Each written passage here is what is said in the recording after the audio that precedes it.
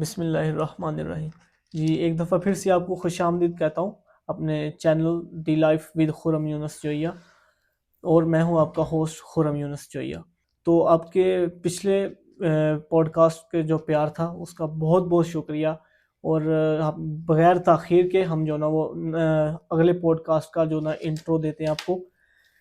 آج کے جو ہمارے مہمان ہیں ایجوکیشنسٹ، ٹیچر، کیریئر کونسلر اور ٹی ٹی بھی ہیں، اور آئیے باقی کی معلومات ہم ان سے لیتے ہیں. السلام علیکم. وعلیکم السلام. جی سر، کیسے ہیں آپ؟ فائن الحمدللہ. فائن الحمدللہ. اچھا، اپنا پہلے تھوڑا سا بیک گراؤنڈ بتائیے گا کہ آپ کدھر سے ہیں؟ Okay, particularly Pakistan, province Punjab, city Okara سے بلونگ کرتا ہوں میں.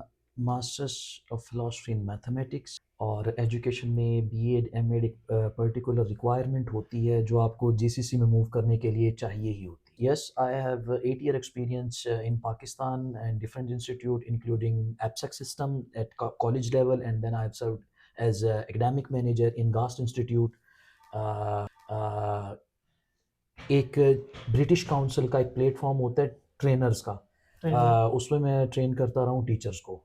اب کیریئر کونسلر بھی رہے، یس. کس آپ جو نا وہ کمپنی میں یا کس پلیٹ فارم میں آپ نے یہ کی ہے؟ پاکستان میں سوچ فاؤنڈیشن اور پاتھ فاؤنڈیشن دو ایسے پلیٹ فارم ہیں جہاں پہ میں نے بینگ کیریئر کاؤنسلر اور اسٹوڈنٹس کاؤنسلنگ بھی جو ہے، یہ دو ڈفرینٹ ڈومین ہوتی ہیں. جب آپ اسٹوڈنٹ ہوتے ہیں اور جب آپ اسٹوڈنٹ سے پروفیشنلزم کے فیز میں جا رہے ہوتے ہیں تو آپ کو کیا جو ہے وہ پرٹیکولر ویز آپ لے سکتے ہیں، کیا آپ کے لیے پاسبلٹیز ہو سکتی ہیں، میں گائیڈ کیا جاتا ہے according to the students mind and their approach, financially بھی، مینٹلی بھی، فزیکلی بھی، ان آل اسپیکٹ.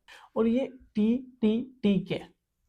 ہاں، یہ آپ نے ٹھیک پوچھا. T T T particularly train دا ٹرینرز اور ٹرین دا ٹیچرز. سو ہمارے پاس پلیٹ فارم ایسا ہوتا ہے کہ جس میں ہم ٹرینرز کو ٹرین کرتے ہیں دیٹ ہاؤ ٹو ٹرین، اور ٹیچرز کو ٹرین کرتے ہیں ہاؤ ٹو ٹیچ. سو یہ پنجاب گورنمنٹ بھی کروا رہی ہے، ہماری جو فیڈرل گورنمنٹ ہے وہ بھی اس چیز کو دیکھ رہی ہوتی ہے، اور کچھ پرائیویٹ جیسے یہ ہمارے پاس آ جاتا ہے برٹش کاؤنسل ہے، وہ بھی ایسی سرٹیفکیشن، ایسی ٹریننگز کنڈکٹ کروا رہی ہوتی ہیں. اچھا، یہ جو ٹی ٹی ٹی ہے، کیریئر کاؤنسلنگ ہے اور ٹیچنگ بھی ہے، ان سب کا فائدہ اس گلف میں اسپیسیفکلی کے ایس اے میں کچھ فائدہ ہوتا ہے؟ اگر آپ اس سینیریو میں پوچھ رہے ہیں کہ جاب ہنٹنگ کے لیے ہوتا ہے تو اتنا ویٹڈ نہیں ہے، بٹ آپ اسکلڈ پرسن ہیں، یہ اس چیز کا ایک پراپر ایویڈنس ہوتا ہے. ایویڈنس ہے، یعنی کہ آپ دیکھا جائے تو اگر آپ کی پرسنالٹی، آپ کا پورٹ فولیو اور آپ کی پرسنالٹی دونوں میچ کر رہی ہوتی ہیں جب آپ ان ساری چیزوں سے گزرے ہوتے ہیں. ریکوائرمنٹس ہی نہیں ہے، لیکن بینیفیشل ضرور ہے، افیکٹو ضرور. پاکستان میں سر تو کر رہے تھے اتنی کیریئر کاؤنسلنگ بھی، ٹیچنگ بھی، ٹی ٹی ٹی بھی، یعنی کہ teacher the train train the teachers. Yes okay. Yes exactly. تو آپ نے کیوں سوچا کہ میں ادھر آ جاؤں؟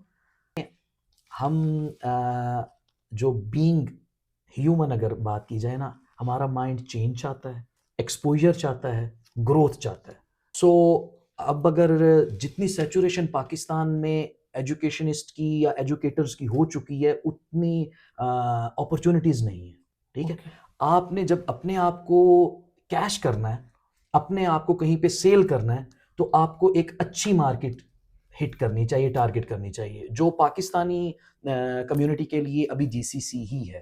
ٹھیک ہے، اگر آپ پرٹیکولرلی یورپ کی طرف جاتے ہیں یا انگلش کنٹری یا جاپان، ان کنٹریز میں جاتے ہیں تو وہاں پہ ہمارا سکسیس ریٹ اتنا زیادہ نہیں ہے. سو دس از the reason, that's why I am here. اچھا، یعنی کہ آپ کے کہنے کا مطلب ہے کہ ہمارا خاص طور پہ پاکستان کا سکسیس ریٹ ان صرف گلف میں ہے، not U S A. Comparatively comparison ہے یہ، کوئی ریسرچ ہے. ہاں ٹھیک ہے، کمپیریزن اگر ہم کرتے ہیں، کیونکہ دیکھیں اگر آپ یورپ میں یا جاپان میں یا ان کنٹریز میں جہاں پہ ایجوکیشن کا ایک بڑا کیا کہیں کہ جی، سادہ لفظوں میں اپنے ویورز کے لیے بتا دیتا ہوں تو وہ یہ کہ جی ایک جو چھاننا لگتا ہے نا وہ باریک ہے. اوبویسلی کچھ لوگوں کے مائنڈ میں جاب ہوتا ہے، جن کے پاس بزنس اپرچونٹی نہیں ہوتی، اور جن کے پاس بزنس کے لیے فائنانس ہوتا ہے، آئیڈیاز ہوتے ہیں، وہ جاب کو پریفر نہیں کرتے. But in my case it's a little different. I started my business at first and then I moved to the job ways. अच्छा, पूछ सकता हूँ कि क्या बिजनेस था? Yep. जो मेरी फील्ड है एजुकेशन, इससे रेलिवेंट ही हम काम कर रहे हैं. हमारे पास गास्ट ग्रुप ऑफ इंस्टीट्यूट जो पाकिस्तान में इस वक्त काम कर रहा है डिफरेंट सिटीज़ में, जिसमें हम पर्टिकुलर डोमेन में नहीं, मल्टी डोमेन में हम काम कर रहे हैं. हमारे पास स्कूलिंग है, कैडेट स्कूलिंग भी है, फार्मेसी, जो मेडिकल के रेलिवेंट डिप्लोमास होते हैं वो भी है. सर्टिफिकेशन हमारे पास जो इंटरनेशनल लेवल पे ऑथराइज्ड रिकमेंडेड है, ठीक है, एक्रेडिटेड है, ठीक है, वो प्रोवाइड की जाती है, जिसमें हमारे टेक्निकल डिप्लोमास होते हैं या कंप्यूटर सॉफ्ट स्किल्स जो होती हैं वो हैं. सो इस सारे सिनेरियो में मैं इस ग्रुप में को फाउंडर और अभी जो सर्विसेज दे रहा हूँ वो एकेडमिक्स में ही दे रहा हूँ. सो बीइंग एकेडमिक मैनेजर काम कर रहा हूँ. तो ये हमारा खुद का बिजनेस, हमने खुद ही इसका इनिशिएटिव लिया और अब growth after growth we have 9 campuses in different cities. तो अभी भी हम उससे जुड़े हुए हैं. Either I am here physically, मैं अभी यहाँ पर हूँ, वहाँ पर नहीं हूँ, बट जब आप एक मैनेजरियल लेवल पे आ चुके होते हैं तो वो आपको चीज़ों को समराइज ही करना होता है, सजेशन के बाद आपने डिसीजंस लेने होते हैं. So it's still going on, even I am doing my own jobs. यानी कि आप इधर भी अपनी जो है वो सर्विसेज दे रहे हैं, और आप जो पीछे पीछे आपने इतने इंस्टीट्यूट्स में still you are working there. Yep. It's very amazing कि आप एज अ टीचर भी चल रहे हैं, रिसर्चर भी चल रहे हैं.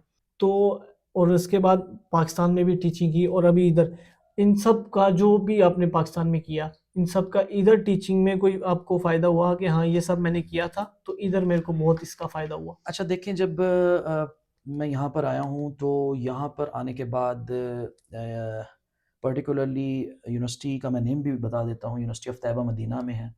उन्होंने अप्रोच किया मेरी रेलिवेंट फील्ड में जिसमें मेरी रिसर्च थी. तो मैं उन्होंने पर्टिकुलरली उन्होंने अप्रोच नहीं किया एक्चुअली. जिस जर्नल में उनके स्टूडेंट ने पेपर पब्लिकेशन के लिए दिया था तो उस जर्नल ने अप्रोच किया. Okay. तो बीइंग रिव्यूअर उस फील्ड में जब मैंने काम किया तो डेफिनेटली जो मेरा प्रीवियस वर्क था वो यहाँ पर आज मेरे लिए फ्रूटफुल रहा. और जब ये चीज़ उस इंस्टीट्यूट में गई जिसमें मैं अभी जॉब कर रहा हूँ, so it seems like honour for them कि हमारा एक एम्प्लॉय इस लेवल का भी है कि जो यहाँ पे यूनिवर्सिटीज़ स्टूडेंट रिसर्च कर रहे हैं, इंटरनेशनली उसको अप्रोच किया जाता है रिव्यू के लिए. सो डेफिनेटली आपका मोरल हाई होता है, आप उस एक डिकोरम में, उस ऑफिस में, उस टीम में एक प्रोमिनेंसी गेन कर पाते हो. अभी आप रिसर्च वर्कर भी रहे हैं, यानी कि रिसर्चर भी रहे हैं, तो इसका जो ना वो आपने बोला कि मेरे को बहुत फ़ायदा हुआ है तैयबा मदीना से, जो ना आपको रिव्यू के प्रोफेशनली भी लिए, होता है, फाइनेंशियली भी होता है. फाइनेंशियली, ये तो आप मैं नेक्स्ट पूछने ही वाला यही था. पूछ रहे थे, मैं तो पूछने ही फाइनेंशियली भी वाला था होता है. कि ऑब्वियसली जब आप एक सर्विसेज दे रहे होते हैं तो सर्विसेज के एंड पे कुछ इंसेंटिव्स भी होते हैं. कभी कभी वो इंसेंटिव फाइनेंस की उसमें होते हैं और कभी कभी इंसेंटिव ऐसे होते हैं जो आपका आज का किया हुआ जो काम होता है वो कल आपके पोर्टफोलियो में आपको कैश, सिर्फ कैश की सूरत में नहीं, बहुत से जो है ना फेजेस में आपको हेल्प आउट करता है. तो आपका पाकिस्तान से इधर गल्फ कैसे तक का सफ़र? अच्छा, अगर ये आप ऑडियंस के लिए पूछ रहे हैं, हाँ, व्यूअर्स के लिए सब पूछ व्यूअर्स रहे के हैं कि लिए ही भी है. क्या क्या चीज़ें की जानी चाहिए, ठीक है, तो उसमें मैं आपको जनरल वे में बता देता हूँ कि इसमें पर्टिकुलरली हमारे पास 3 जो है वो स्टेप आ जाते हैं. इसको मैं 3 पार्ट्स में आंसर या करना फिंगर चाहूँगा. टिप्स पे आप हाँ, गाइड कर दें. नंबर 1 ये है कि जी प्री रिक्विजिशन क्या है, ठीक है. सेकंड ये है कि जी जॉब हंटिंग का या इस चीज़ के लिए वे क्या है. वे क्या? तीसरा ये है कि आपकी सिलेक्शन हो जाती है तो उसके बाद यहाँ पर आपको क्या क्या चीज़ें रिक्वायर्ड जो है फुलफ़िल करनी पड़ती हैं कि आप यहाँ पर आके अपना फर्स्ट जो है वो अटेंडेंस या मतलब अपना जॉइनिंग देते हैं.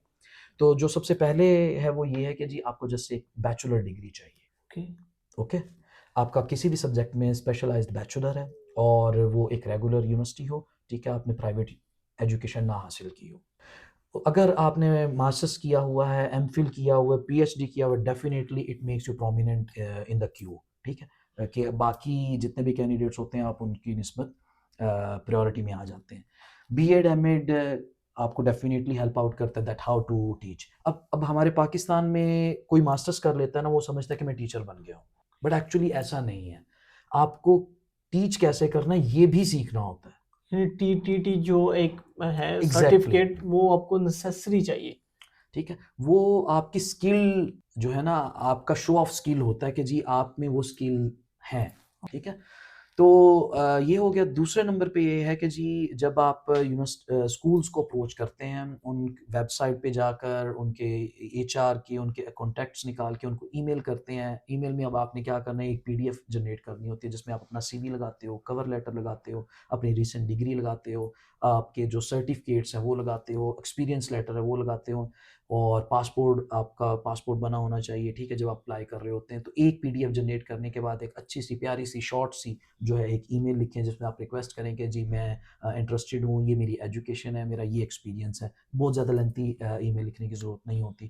ٹھیک ہے، اور CV ایک جو ہے نا پروفیشنل CV ہونی چاہیے. کیوں؟ کیونکہ اس میں ایک APS آن لائن ایک سسٹم ہوتا ہے جس میں وہ CV پٹ کی جاتی ہے، اور وہ کی ورڈز کے اکارڈنگ جو ہے نا جاب ریکوائرمنٹ کو میٹ کرتا ہے. اگر ہو جائے تو آپ کی CV خود بخود شارٹ لسٹ ہو جاتی ہے.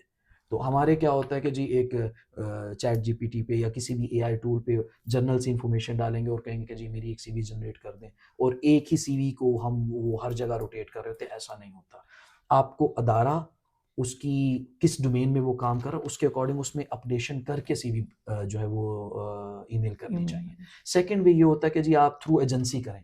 ٹھیک ہے، اسکولز یہاں پر ڈائریکٹ ان کو اپروچ کر لیتے ہیں کہ جی ہمیں وہ چاہیے، اسٹاف ریکوائرڈ ہے. تو آپ پاکستان میں ایجنسیز، کچھ ایجنسیز ہیں، ٹھیک ہے، تو وہ ہائرنگ کرتے ہیں اور یہاں پر خود فزیکلی جو ہے اسکولس کو وزٹ کرتے ہیں اور اپنے آپ کو پریزنٹ کرتے ہیں that I am here, these are my ٹیسٹیمونیلز، اور if you need that staff, سو پھر وہ آگے جو بھی اس کی ریکوائرمنٹ ہوتی ہے. اچھا، ڈگری بھی کر لی جو ریکوائرڈ ہو، پھر اس کے بعد جو نا وہ اپلائی بھی کر لیا جیسے ویب سائٹ پہ ان کی جا کے، یا کسی ایجنٹ کے تھرو بھی اپلائی بھی کر لیا، اور اس کے بعد جو نا وہ انٹرویو بھی دے دیا، شارٹ لسٹ بھی ہو گئے. بس یہی پروسیس ہے یا اس سے آگے بھی کوئی پروسیس ہے؟ اچھا، یہ چیز جب ہو جاتی ہے تو پھر آپ کا ایک ویزا پروسیس سٹارٹ ہوتا ہے. لیکن ویزا پروسیس کے لیے GCC کی پاکستان کے لیے ریکوائرمنٹ یہ ہوتی ہے کہ آپ کی جس فیلڈ میں ایجوکیشن ہے وہ بالکل وہی ہونی چاہیے جو اس ویزا کے لیے ریکوائرڈ ہے. ٹھیک ہے، ایسا نہیں ہے کہ آپ یہاں پر اکاؤنٹنٹ آ رہے ہیں، ماسٹرس ان کیمسٹری کیا ہوا ہے. اوکے، تو یہ ایک چیز ہوتی ہے کہ آپ کو بالکل جو ہے نا ریلیونٹ ریلیونٹ ڈگری ہونی چاہیے. ٹھیک ہے، اگر آپ کو کسی نے ہائر بھی کر لیا ہے تو آپ کا ویزا نہیں لگے گا. اچھا، آپ کے ڈاکومنٹس جو ہے ریلیونٹ اداروں سے پاکستان میں اب دیکھیں، میٹرک کے لیے ہمارے پاس پہلے بورڈز ہوتے ہیں، پھر آپ نے IBCC سے آپ نے اٹیسٹیشن کروانی ہوتی ہے.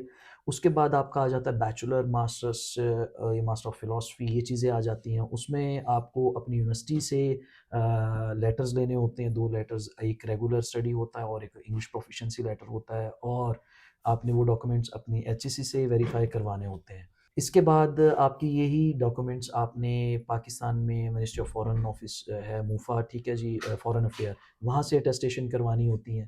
ہر ایک کی ایک فیس بھی ہے اور ایک ڈومین بھی، ٹائم ڈومین ہے جس میں جیسے IBCC 1 ڈے میں ہو جاتا ہے، لیکن آپ کو آن لائن اس کے لیے اپنا اسکیجول بک کرنا پڑتا ہے. موفا میں آپ کسی بھی ڈے پہ چلے جائیں اور جا کے وہاں پہ کروا لیں، ان کی کوئی اپوائنٹمنٹ نہیں ہوتی. ٹھیک ہے، HEC کے لیے آپ کو تقریباً 15 سے 25 دن، 1 منتھ لگ جاتا ہے ویریفیکیشنز کروانے کا. ٹھیک ہے، یہ ساری چیزیں جب آپ کروا چکے ہوتے ہیں تو پھر آپ کا جو ڈاکومنٹس ہیں ویزا آفس میں پٹ کیے جاتے ہیں. لیکن اس سے پہلے آپ کو کہا جاتا ہے کہ جی آپ اپنا میڈیکل بھی جو ہے وہ کروائیں. میڈیکل کے لیے کچھ میڈیکل لیبز پاکستان میں ریکمینڈیڈ ہیں. ٹھیک ہے، وہ وہاں پر آپ کو جو ہے جانا پڑتا ہے اپنے ڈاکومنٹس اور جاب آفر لیٹر جو آپ کو جس بھی انسٹیٹیوٹ نے آپ کو ہائر کیا ہے وہ لے کر. تو یہ ہے، جب آپ میڈیکل کروا لیتے ہیں تو اس کے بعد آپ اپنا فنگر پرنٹس کروانے ہوتے ہیں. جب آپ کا یہ سارا پروسیس ہو چکا ہوتا ہے اور دین آپ کا ویزا جو ہے وہ ویزا پیپر جو ای پیپر ہے وہ آ چکا ہوتا ہے. تو یہ سبھی ڈاکومنٹس کے بعد آپ اپنا ٹکٹ اپلائی کرتے ہیں اینڈ ٹکٹ کے اکارڈنگ آپ یہاں پر جوائن کر لیتے ہیں. اچھا، یہ جو سب پروسیس ہے یہ اپنے آفٹر سلیکشن ہے، جب آپ شارٹ لسٹ ہو چکے ہیں، انٹرویو ہو چکا ہے، اس کے بعد یہ ساری چیزیں. اچھا، اب اس میں اپروچ ایک اچھی یہ ہوتی ہے کہ آپ یہ سارے کام پہلے بھی کر سکتے ہیں. ٹھیک ہے، کیونکہ دیکھو جب آپ کے پاس ٹائم ہے اور جب آپ کے پاس ٹائم نہیں ہے. تو یہ دو ڈفرینٹ سچویشن ہے. جب آپ کے پاس ٹائم ہے, جب آپ اسکولس کے لیے اپلائی کر رہے ہیں, تو ساتھ ساتھ اپنی ڈاکومنٹیشن بھی ریڈی رکھیں. اس سے بھی آپ کا سکسیس ریٹ بڑھ جاتا ہے کہ جب اسکول انٹرویو کر رہا ہوتا ہے اور وہ دیکھتا ہے کہ جی جو ہمارے پاس کینڈیڈیٹ ہے ان کی یہ ڈاکومنٹس آلریڈی پریپیئرڈ ہیں, اٹیسٹڈ ہیں, سو اس میں اس کا کوئی آبجیکشن نہیں لگے گا, Okay. تو وہ اس بیس پہ بھی ان کو کچھ پریفرنس دیتے ہیں as compare to that candidates جنہوں نے یہ ٹیسٹیشن ویریفیکیشن آلریڈی نہیں کروائی ہوتی. اچھا یہ جو سب ویریفیکیشن ہے 4 to 5 ٹائپس آف ویریفیکیشن, اچھا یہ سب آن لائن ہو سکتی ہے؟ نہیں, یہ سب آن لائن نہیں ہوتی. ہمارا جو سسٹم ہے نا پاکستان میں, وہ ایسا ہے کہ کومبو ہے.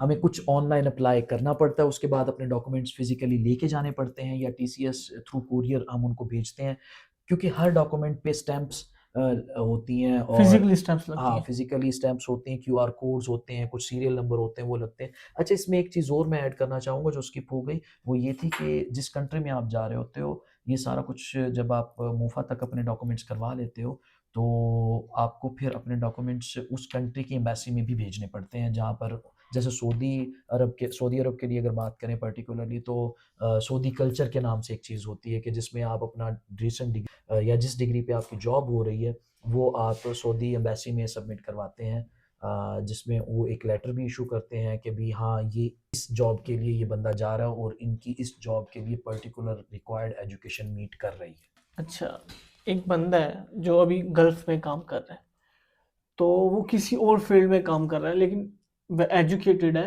اگر اب وہ چاہ رہا ہے کہ یار وہ فیلڈ چینج کرے اور وہ ایجوکیشن والی فیلڈ میں آ جائے, تو اس کی ڈگری سب کچھ ہے لیکن ویریفیکیشن نہیں ہے, کچھ بھی ایسا نہیں ہے, تو اس کے لیے کیا جو نا وہ لا اپلائی ہوگا, وہ کیسے اپنا پریپیئر کرے گا کہ اپنی ڈگری بھی ریڈی کرے گا, یا وہ ڈائریکٹ جا کے بھی جو نا وہ اپلائی کر سکتا ہے جاب کے لیے, جو ادھر کام کر رہا ہے کسی اور فیلڈ میں, بٹ وہ ایجوکیٹڈ ہے اور اب وہ کام کرنا چاہ رہا ہے کہ جو میں ٹیچنگ میں آ جاؤں, تو اس کے لیے کیا پروسیس ہے؟ اچھا اس میں یہ ہوتا ہے کہ try after try believe on degree per apply ہی نہیں کر پاتے, لیکن یہاں پر کوئی لوگ کچھ ایسے کیس آئے ہیں جو وزٹ ویزا پر آ گئے لیکن ان کی اسکل اچھی تھی, ٹھیک ہے, اور انہیں چانس مل گیا, یا اسکول کو اس وقت ریکوائرڈ پوسٹ ویکنٹ تھی اور مطلب حصل میں انہیں ڈیورنگ سیشن چاہیے تھا, وہ وداؤٹ اٹیسٹیشن ان کو رکھ لیتے ہیں, اور وہ کہتے ہیں کہ ٹھیک ہے آپ بعد میں اپنی اٹیسٹیشن کروا لیں, یا اس کو وہ بودر ہی نہیں کرتے, وہ کہتے ہیں ٹھیک ہے. اچھا یعنی کہ بائی چانس ہو جاتا ہے, بٹ اس میں سکسیس ریشو کم ہے. یعنی کہ اگر ٹھیک ہے انہوں نے پہلے رکھ لیا تو بعد میں انہوں نے بولا ٹیسٹیشن, تو ادھر سے وہ کروا سکتا ہے پاکستان میں؟ ایگزیکٹلی, پھر انہیں اپنے ڈاکومنٹس وہاں کوریئر کرنے پڑتے ہیں, اور اپنے بہاف پر اتھارٹی لیٹر ایشو کر کے اپنے بہن بھائی کو یا اپنے کسی ریلیونٹ کو یا فرینڈ کو, تو وہ ٹیسٹیشنز کروانی پڑتی ہیں. اچھا یعنی کہ اب ادھر بھی ہیں تو پھر بھی ٹیسٹیشن ہو سکتی ہے. ہو سکتی ہیں, ٹھیک ہے, تو ابھی ہم جو نا وہ اپنے پوڈ کاسٹ کے اختتام پہ آتے ہیں, تو کوئی جو نا اسپیشل جو نا وہ مشورہ ہمارے ویورز کے لیے اگر آپ دینا چاہیں تو؟ دیکھیں یہ صرف ایجوکیشن کے لیے نہیں ہے, یہ سبھی فیلڈز کے لیے ہے. اگر آپ کو اپنا پروفیشن چوز کرنا ہے تو اس کی ریکوائرمنٹس ہوتی ہیں, اپنے آپ کو اس کے لیے پہلے پریپیئر کریں, جو بھی اس کی پری ریکویزیشنز ہوتی ہیں. Without that you can't achieve your target. Second thing is دس, جو کہ ہمارا جو گاس گروپ ہے, جو ہم بزنس کر رہے ہیں, ٹھیک ہے, سرو کر رہے ہیں, سروسز دے رہے ہیں, ہمارا سلوگن بھی یہ ہے, گول اچیوڈ بائی سسٹینیبل ٹیکنیکس.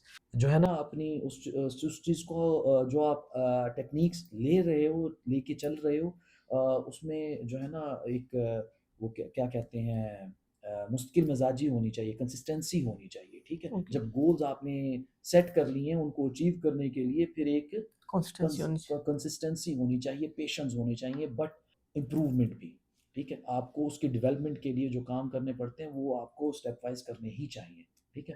تو ایسا نہیں ہے کہ جی آج آپ کچھ بھی کر رہے ہو اور اس کا کل آپ کو ریوارڈ نہیں ملے گا, ملتا ہے. اللہ تعالیٰ کی ذات بہت مہربان ہے انسانوں پر. دیکھیں ایک جنرل سی میں چیز بتاتا ہوں, ہماری اسپرچل پرسنالٹی, ہمارے ٹیچرز, ایسی چیزیں ہوتی ہیں, یہ ایسے رشتے ہوتے ہیں جو ہمیں سپورٹ کر رہے ہوتے ہیں. بعض اوقات ایسا بھی ہوتا ہے کہ ہماری بہت اسکلز اچھی نہیں ہوتی لیکن کبھی کبھی ہمیں جو ہے دعائیں سپورٹ کر رہی ہوتی ہیں. سو व्यूअर्स को मैं सिर्फ ये नहीं कहूँ पर्सन बने, प्रोफेशनली स्किल्ड पर्सन बने, बल्कि इसके साथ साथ आपको जो है ना एथिकली भी अपने आप को स्ट्रॉन्ग करना होता है। जो आपकी पर्सनैलिटी में ये चीज़ें नज़र आ रही होती हैं, जो एक इंटरव्यूअर इंटरव्यू ले रहा होता है वो सिर्फ आपके स्किल्ड होने या ना होने को नहीं देख रहा होता, वो ये भी देख रहा होता है कि ये बंदा इमोशनली और सोशली और एथिकली किस स्टेज पर है। अच्छा, तो अभी जो ना स्पेशल जो ना वो गाइडेंस जो जेंजी है, जो तो स्टडी से दूर ही ऑलमोस्ट दिल मतलब कि चाह ही नहीं रहे, क्या फ़ायदा जो ना वो जो मेरे बड़े ने कर लिया, वो पढ़ लिया तो उसने क्या किया और मैं क्यों स्टडी करूं। और वो आजकल बदतमीज़ एथिकली जो ना वो बिल्कुल ही लो होते जा रहे हैं। मोस्ट ऑफ द पीपल जो बड़े हैं वो कहते हैं जी जेंजी तो है ही बदतमीज़ है। तो उनके लिए कोई स्पेशल जो ना गाइडेंस अगर आप देना चाहें तो। अच्छा, मैं इसको थोड़ा सा डिफरेंट वे में देखता हूँ, एग्री भी कर रहा हूँ मैं आपकी बात से, मैं डिसएग्री नहीं कर रहा, बट इसको डिफरेंट वे में मैं इसलिए देखता हूँ कि एज डिफरेंस इतना नहीं आया पेरेंट्स और बच्चों के दरमियान, वही है जो मतलब आम तौर पे एक एज डिफरेंस होता है, बट गैप जो आया है ना वो इन्वेंशन में आया है। इन्वेंशन डिफरेंस जो आया है वो इतना फास्ट आ गया है कि जिससे school of thought he change हो गए हैं। बच्चे जो आज के बच्चे हैं वो ये सोचते हैं कि जो टेक्नोलॉजी उन्हें मालूम है, इवन आपके अकॉर्डिंग के भी वो पढ़ना नहीं चाहते, बट उनके पास काफ़ी चीज़ें ऐसी होती हैं जो वो समझते हैं कि जी हमारे पेरेंट्स को नहीं पता। तो ये डिफरेंस ज़रूर है जिसकी वजह से उनके बिहेवियर में ये चीज़ आ जाती है कि वो सॉफ्ट वे में, रिस्पेक्टिव वे में रिस्पॉन्ड नहीं करते अपने पेरेंट्स को। सो ये बिल्कुल एक बदतमीज़ी या आप अनएथिकल वे कहें में आता है, तो हमें ये इस पे वर्कआउट करना चाहिए। यही तो होती है कैरियर काउंसलिंग के साथ-साथ, जो काउंसलिंग होती है वो बच्चे की भी होती है, पेरेंट्स की भी होती है कि पेरेंटिंग कैसे करनी है। स्टूडेंट्स की, बच्चे की ये होती है कि जी आपने एक आइडियल पर्सन फैमिली के लिए कैसे बनना है, ठीक है? अब मैं एक चीज़ कहा करता हूँ कि हमारे 3 चेहरे होते हैं। एक वो अ, जो हमारी कम्युनिटी जानती है, दूसरा वो जो हमारी फैमिली जानती है, और तीसरा वो जो हम खुद जानते हैं, ठीक है? हमारी सैटिस्फैक्शन अगर अपना चेहरा अकेले में देखने पर है, ठीक है? कि भी ठीक है, मैं अल्लाह ताला को जवाब दे हूँ, अपने पेरेंट्स को जवाब दे हूँ, अपने बहन-भाइयों को जवाब दे हूँ, ऑब्वियसली हर एक का हम पे राइट है, जी। और जवाबदेह होने का मतलब ये है कि हम उन चीज़ों को फुलफ़िल कर रहे हैं, ठीक है? कम्युनिटी के साथ, हर आपके साथ जुड़े लोगों की सारी चीज़ें राइट्स होते हैं, तो अगर आपको वो सैटिस्फैक्शन देता है, ठीक है? देन ठीक है, आप ठीक कर रहे हो।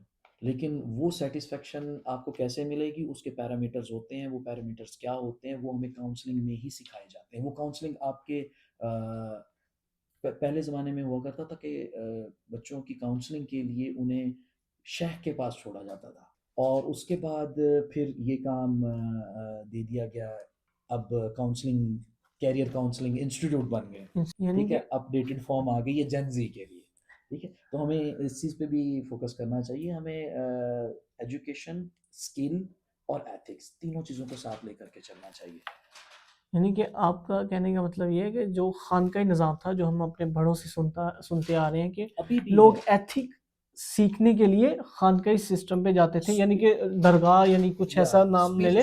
स्पिरिचुअली आपकी जो बिल्डिंग होती है ना, ठीक है, वो आपको ये नहीं बताती कि आप दिखोगे कैसे, वो आपको ये सिखा रही होती है कि आप होगे कैसे, जी जी। ठीक है?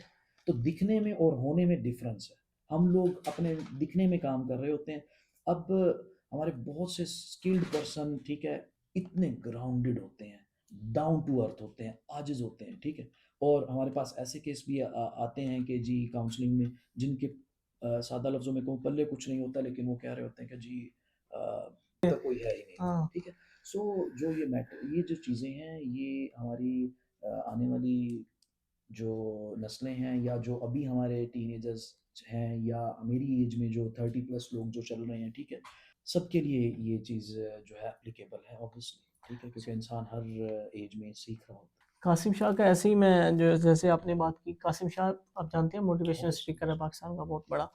उसी का मैं एक इंटरव्यू सुन रहा था, वो बोल रहा था कि जब हम बच्चे थे ना तो हमें खानकाह में भेजा जाता था ताकि हमें एथिक्स पता चले। आजकल तो ये खानकाई निज़ाम ख़त्म हो गया है, कहीं बहुत जगह पे भी है। मैं खुद भी एक खानकाई निज़ाम से जो ना वो بہت عرصہ جو نا وہ ادھر رہا ہوں. تو اب اس کی آپ بتا رہے ہیں کہ سیکنڈ فارم جو ہے جو لیٹسٹ جس کو بول رہے ہیں جینزی کے لیے وہ کیریئر ہاں کاؤنسلنگ آ بٹ گئی ہے. ایک بڑا ڈفرینس ہے، بس میں نے کچھ ریزمبلنس دی. بڑا ڈفرینس یہ کہ وہ بالکل پیورلی رضا الہی کے لیے کیا جاتا تھا. اب جو کیریئر کاؤنسلنگ جو ہوتی ہے اس میں دونوں فیکٹرز ہوتے ہیں کہ آپ ڈیفینیٹلی ان کو نرش کر رہے ہیں، ان کی پرسنالٹی بلڈنگ، ان کی ایتھیکل جو ہے ڈیولپمنٹ کر رہے ہیں، تو وہ ظاہری بات ہے ان کو ایک اچھا شہری، ایک مہذب انسان بنا رہی ہوتی ہے. تو وہ دنیا اور آخرت میں بھی ان کے لیے ہے. اور ہم جو زیادہ فوکس کر رہے ہوتے ہیں وہ دنیا کے لیے ہی کر رہے ہوتے ہیں. تو ہمیں دونوں جو ہے نا چیزوں کو مائنڈ میں رکھنا چاہیے. اوکے، تو ابھی ہم جو نا اپنے پوڈ کاسٹ کا اختتام کرنے سے پہلے ایک چھوٹی سی ایڈوائس میں اپنے لیے پرسنلی، کیونکہ آپ جو نا کیریئر کاؤنسلر بھی ہیں، تو میرے کو کوئی اسپیشل ایڈوائس کرنی ہو تو آپ نے کیا کریں گے؟ اچھا دیکھیں، کسی بھی کام کے لیے نا خود کو پریپیئر کرنا چاہیے. ایک تھیری ہے جس کو کہتے ہیں ویژن تھیری، ویژن بورڈ. ہم کوئی بھی کام کریں اس کا ایک بورڈ تیار کریں، ٹھیک ہے، پیپر پہ اس کو اچھے سے پلان کریں کے بعد ہمیں آگے اگر ہم اس کو پیپر پہ نہیں نہ لکھیں گے، ہوا میں ہوگا ہمارے مائنڈ میں. تو ہمارا مائنڈ ایسی چیز ہے کہ آپ 5 منٹ کے لیے اپنے مائنڈ کو فری چھوڑ دو کہ بھئی ٹھیک ہے سوچو کیا سوچتے ہو. یہ جو سوچے گا نا آپ کو وہاں جا کے مارے گا. کبھی وہ آپ کو چاند پہ لے جائے گا، کبھی آپ کو ایک فلمی ہیرو بنا دے گا، کبھی آپ کو ایک اسکالر بنا دے گا. آپ کے ساتھ ہوگا کیا، آپ کا ذہن آپ کے ساتھ کیا کیا کرے گا. تو اس چیز سے بچنے کے لیے، فوکس لانے کے لیے اپنے پلان کو پیپر پہ لے کے آؤ اور اس کی ورکنگ کرنی چاہیے ہمیں، اور پھر ہی ہم اس کو ایگزیکیوٹ کر سکتے ہیں. Without plan things are in the year, in imagination, اور امیجنیشن تو امیجنیشن ہی ہوتی ہے. تو آپ نے اتنی ساری فیلڈس میں کام کیا، ٹی یعنی کہ ٹیچر ٹریننگ میں بھی، کیریئر کاؤنسلنگ میں بھی، اور خود ٹیچنگ بھی کر رہے ہیں. اچھا، کون سی ایسی فیلڈ ہے جس میں کام کر کے آپ کو مزہ آیا اور آپ ریکمینڈ بھی کریں گے، جس میں جیسے فائنینشلی بھی، مورلی بھی، مینٹلی بھی بندہ مطلب اچھا فیل کرتا ہے؟ کون سی ایسی فیلڈ ہے جو ہمارے ویورز کو آپ بتائیں گے کہ یار یہ فیلڈ جو ہے نا وہ بیسٹ ہے؟ جن فیلڈ سے میں جڑا ہوا ہوں یہ تینوں آپس میں بہت انٹر لنکڈ ہیں، اور ان تینوں کا جو امپیکٹ تھا وہ میرے بزنس پہ آیا ہے. تو بزنس جو ہے وہ آپ کرنا کیسے ہے، ٹھیک ہے، یہ پہلے سیکھیں. ٹھیک ہے، ہم لوگ بزنس کرتے ہیں اور اس میں لاس ہونے کے بعد اس کو وہ دیکھتے ہیں. کچھ چیزیں ہوتی ہیں جو ریکوائرڈ. اچھا، اب ایک چیز میں شارٹ کر کے اس کو ختم کر رہا ہوں اس بات کو، وہ یہ ہے کہ بھی ایک ٹیم ورک ہوتا ہے اور ایک اکیلے بھاگنا ہوتا ہے. جب آپ ایک ٹیم لے کر کے چل رہے ہوتے ہیں تو آپ کا سکسیس ریٹ زیادہ ہوتا ہے. بزنس کے لیے ایک ٹیم بنائیں اور اس کے اکارڈنگ ہی اپنا کام کریں. اب میری جتنی بھی فیلڈز ہیں یہ ساری انٹر لنکڈ ہیں. اس میں یہ نہیں کہہ سکتا کہ ریسرچر اگر آپ کام کر رہے ہیں تو آپ جو ہے وہ ٹیچنگ کو لیگ آؤٹ کر دیں، لیگ آف کر دیں. ٹھیک ہے، یہ ساروں کا ایک جوائنٹ وینچر ہے جو مجھے اپنے بزنس کو امپروو کرنے میں ہیلپ آؤٹ کر رہا ہے. سو بزنس اپنا کرنا چاہیے، بٹ ساتھ ساتھ لرننگ کے لیے آپ کی ڈیسیجن میکنگ پاورز آپ نے اپلائی کرنی ہے اپنے بزنس پر. لیکن جب آپ گراؤنڈ ریالٹی میں وہ سیکھ رہے ہوتے ہیں تو آپ اچھے طور پہ اپلائی. اوکے جی، بہت بہت شکریہ، آپ نے ہمیں اتنا قیمتی ٹائم دیا. تو اسی جو نا وہ بات پہ ہم اختتام کرتے ہیں.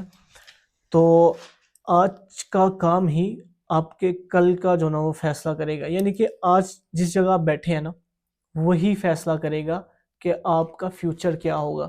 یعنی کہ اگر ہمارے جو گیسٹ تھے اگر وہ ٹیچنگ ہی نہ کرتے، یعنی کہ بیسکلی اسٹڈی ہی نہ کرتے، تو وہ آج ادھر نہ ہوتے. اسی لیے بیسک جو ایٹ دی اینڈ جو لیسن ہے وہ یہ ہے کہ آپ جدھر بیٹھے ہیں آپ کی جو اسٹرگل، یعنی کہ آپ جو کام کر رہے ہیں. اچھا، ہم بہت سوچتے ہیں کہ میں یہ کروں گا وہ کروں گا، لیکن جو پریزنٹ میں ہے ہم وہ کچھ اس ٹائم کچھ بھی نہیں کر رہے ہوتے سوائے سوچ کے. بس سوچ میں، جیسے کہ ہمارے گیسٹ میں بتایا کہ سوچ میں تو ہم ہیرو بھی بن جاتے ہیں، چاند پہ بھی چلے جاتے ہیں، لیکن جو ہمارا ہوتا ہے نا پریکٹیکل، مین چیز ہماری پریکٹیکل ہے. جب تک ہمارا پریکٹیکل نہیں ہوگا تب تک ہماری جو نا وہ سکسیس نہیں ہوگا. اور ویسے بھی پاکستان میں جو نا وہ جنزی کا یا جو لیٹسٹ جو نوجوان آ رہے ہیں جو ان کا سکسیس ریٹ بالکل ہی ڈاؤن ہے. اس کی وجہ یہ ہے تھنکنگ ریٹ 100% اور پریکٹس یا فزیکلی پریکٹیکلی زیرو نہیں کہہ لیں تو چلو 10%.